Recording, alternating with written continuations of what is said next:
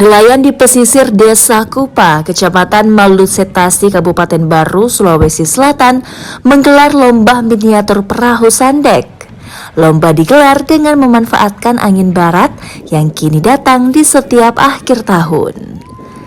Cara kerja miniatur perahu sandek dengan memanfaatkan hembusan angin sebagai penggerak utama perahu. Perahu akan menempuh jarak sekitar 300 meter sebelum akhirnya tiba di garis finish. Kegiatan ini dilakukan sebagai ajang silaturahmi warga yang umumnya merupakan nelayan. Ini juga sebagai hiburan mereka lantaran tak bisa melaut akibat cuaca buruk.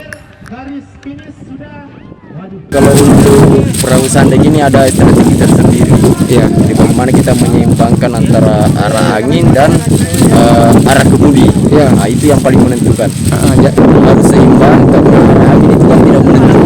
Sementara kita harus melakukan stand pada kemudi dan layar.